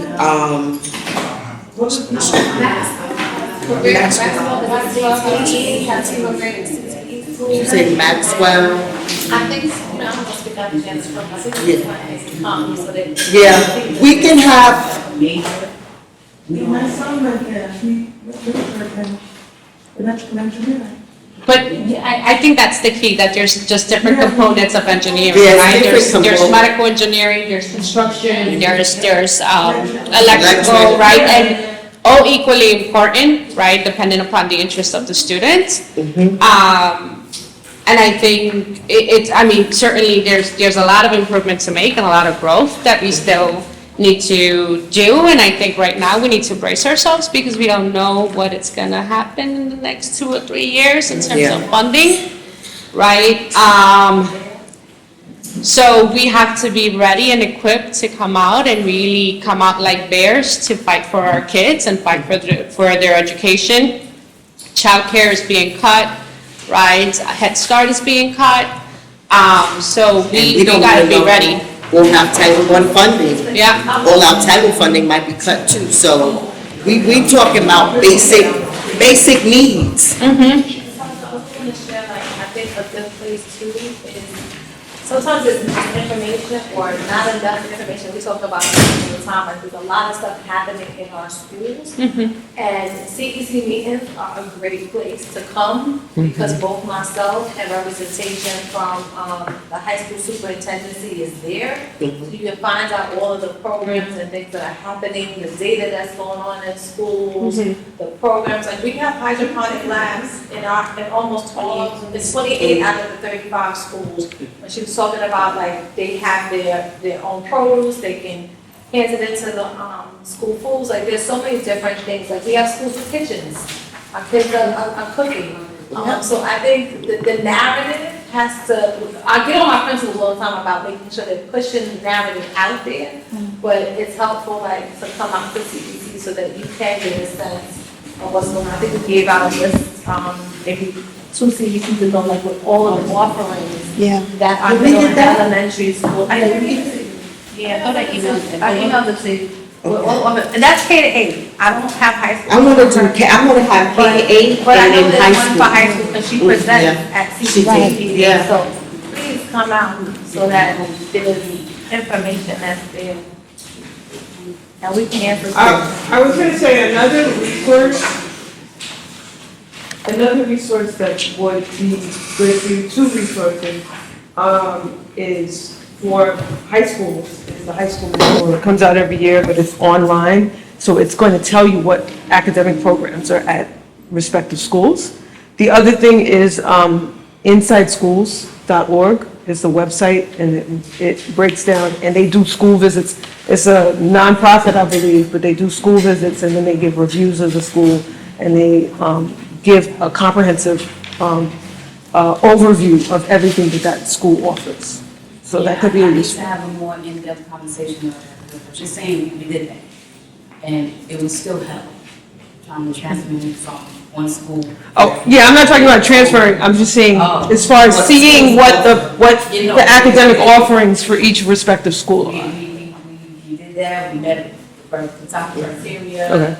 Okay. Yeah. So I need to be there. Okay. Speak up for transit. We have to, And it's never a great program there. It's straight into the union, it's. we have some things we have to vote on, which are the minutes. So we have quorum now. So if you guys can take a look at the minutes, let me know if you approve them. So that somebody make a motion to do I that. make a motion to approve the minutes. Okay. You second, Rodney?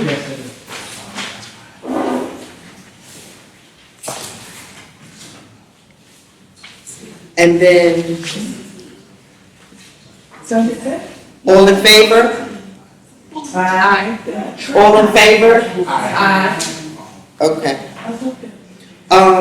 We also have to choose the day we're gonna have our resource fair in June. Is it gonna be June 21st or June 28th? Those are both Saturdays, yeah? Yes, ma'am.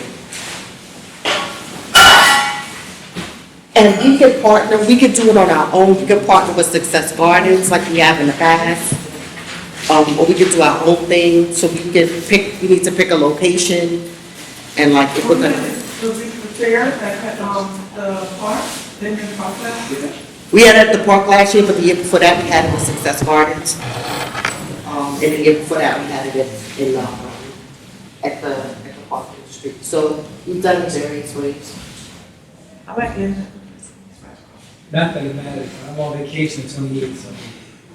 So, does anyone have a preference on the 21st or the 28th? What is the last day of school? 26? Yeah. Yeah, I do. Yeah, I will probably be on vacation at 28. So maybe the 21st? Yeah, so school is over the 28th. 21st, 21st? Yes. I'll support it. Yeah. Okay. 21st is okay. Yeah, That's June the- 26th. That's the week of Father's Day weekend, right? Is that Father's Day weekend? Second. The month before, because it's probably. Father's Day is the 15th. Oh, 15, so 21st, yeah. So, the 21st? Okay. So we're going with the June 21st. Does anyone have a preference? Because Success Garden said We can do it with them. Or we could do our own thing at Birch Park. Either way, like they said, they'll support us, they always send us stuff. So we don't have to decide that right now, but next meeting, well, gosh. April, May, we should decide, because it's, Around the corner? it's, what is this? It's April? May, It's June. April, yeah. So we need to, do we wanna, I can add Success Gardens, like, we need to put in the application to, like, we need to start the ball rolling. So we gotta get the application in, if we do wanna do it at Gersh, we gotta put the application in now.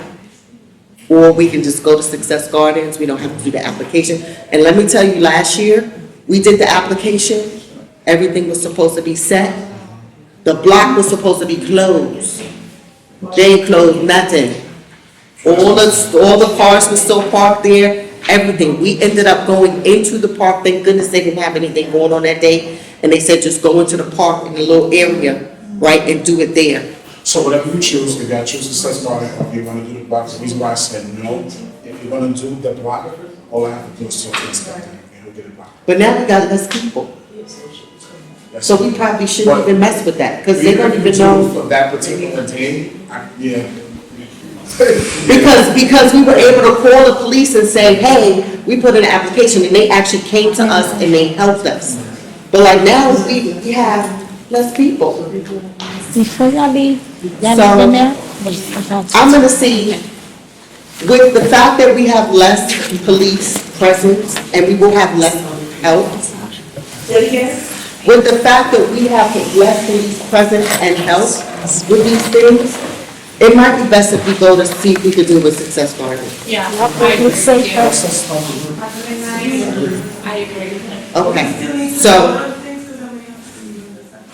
huh? We still need to vote, we still need quorum. No, we did, we voted on everything, we did. So I'm gonna go to Success Gardens and see if we can do it with them on the 21st, okay? That makes a lot of sense, yeah. That way we're encapsulated, we don't have to get permits, we don't have to do street stuff, like, we can just do it right in here. And we just had the back to school thing? Huh? Back to school? Yeah, our resource here, our annual back to school, or summer resource fair. Oh, resource fair? Okay. Yeah, the resource fair. And so we're gonna need backpacks, we're gonna need things to go in them, all that stuff. So we need to start doing that now. Now, send it out to the schools and stuff. Okay. A donation. Donation letter, okay. All right. Everybody make sure you sign the attendance sheet. I make a motion. Does anybody else have anything they need to share?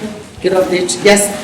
Just very briefly, I don't know if Councilmember brought this up, Councilmember Nurse, but participatory budget, thank you, is happening right now. It will be ending this Sunday, April 6th.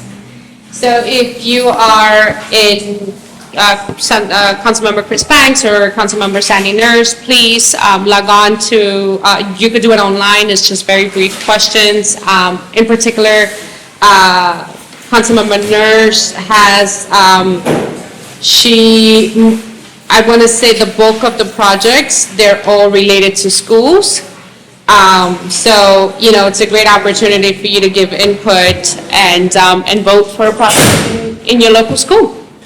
Yeah, so a project through participatory budget process right now. It ends when, Sunday? Sunday, April 6th. So yeah, just very quickly, just log in. It'll ask you if you work or if you live in, the district. Correct, in her district, and from there on, it'll give you about 6 different options, and they're all mostly related to schools, except for the cameras on Atlantic Avenue. Okay. Yeah. Survey done electronically or by paper? You can do it electronically. Where can you find the survey? So, I quickly went on If you put your to. email address on here, I'll email the link. Yes? Okay, beautiful, perfect. So make sure you put your Perfect. email address up there, and I'll email the links for both of their Beautiful. budget. Okay. I'll send it to you right now. Okay. Because I know she sent the link out, but she said it's coming, it's not up yet. and I didn't see the next one. Okay, So, It's sent. you sent it to me? Yeah. Okay, and I'll forward it to everybody. perfect, thank you. Yes, ma'am. What's going on with youth explorers? With the NYPD? It's on pause. It's on pause. That's what What we needs were to told be last. done to bring it back? Don't know if it's coming back right now. The budget cuts. They well, hold on. Duran, answer this question. She Yes, said, I'm sorry. youth explorers, I said it's on pause. She said, is it coming back? Oh, it's been back. Who asked the question? Oh, it's been back? Okay, see, I was giving you more How information. old? How old is your son? It's back? When did it come back? Because it was frozen last Back, time. as of February 28th, they officially just started back about 4 weeks ago. So they Why did not get the, you see what I'm saying, the Who did you speak advocacy, to? you gotta close the gap with the advocacy and the outreach. Who did you speak to? I was being told, we haven't spoken to anybody, but he was in the So- program and then it stopped So and then the it's like no program, correspondence. I want to disclose what took place, but there was a situation that took place and our, as far as officers are no longer in charge. We do have 3 new faces. One is still the same, but I don't Did y'all know. keep Ricky? Y'all kept Ricky? Everyone's gone besides, Cabado. And this is at the 75th precinct. Who? Cabado, female Cabado, she's still there. But we have 2 new, Explorer cops, that are still there. We don't call her Brittany, but I would just say, yeah. So they're still there. The program literally just restarted up. I can give you my contact information. You can just text me, and because they're back up. We want more of our kids in this area to participate. No, we're here, but that's also the thing, the connection. We're not separating, but this is so important why we come to meetings like this. We come to our council meetings. You're looking at our recruitment chairperson right here. The word is getting out. The flyers are getting out. The emails are going out, but people are just not responding. No, on the other side of that, whoever these people are in charge of, what the POCs are, they need to do better because. I have to vouch. They're outside. What? Okay, so I'm using the word outside. I have to vouch. The last 2 years, and besides the program just being closed because of that situation, I'm one of the people that's been on foot with our 2 cops. We just talked about the shortness of cops. So our 2 officers, 107,000 people in East New York, I'm not gonna lie, everyone is not going to get it. I'm gonna be honest. But the 2 cops, community leaders, us out here, welcome. We're busting our tails going sector to sector to let people know that the stuff is back up and it's running. And I apologize for you not knowing, but moving forward as of today, you'll have all the information. So so like with the groups that they had in Youth Explorer. At the 75th. Right, so as far as correspondence purposes, why not just don't they have like a list of the kids that were in the program That were there and their before. contact information and like that, the program. So quick question, Send us- how long was he there before? Yeah, How long was that for? that was fun. It's been a while. That was And 2 years then ago. I'm asking about like what's going on. What I'm saying is this the correspondence. Like I hear what you're saying and y'all walking the beat and turn up. But for the kids that were in the group, whoever was governing them, whoever's in charge of correspondence, and just, like, say something. So just to end it, because we have to go, I'm one of the correspondents. And the thing is, if they was in the program before and they didn't show an interest or didn't want to come back, they have to follow the rules. So I get what you're saying. They should reach out. Like, I was going around like, yo, what's So we going got on? you. What's happening? I got you. Oh, we're gonna, I got you. but y'all got to. Is it cool if we adjourn the meeting and then maybe you guys? Yeah. So, anything else, we gotta adjourn the meeting, is 8:42. I make a motion. Anything else? Y'all can have a sidebar on the rest of the stuff, because it's 8:42, about to get kicked out the building. I make a motion, we adjourn the meeting. I second it. Okay. 8:42. Thank y'all.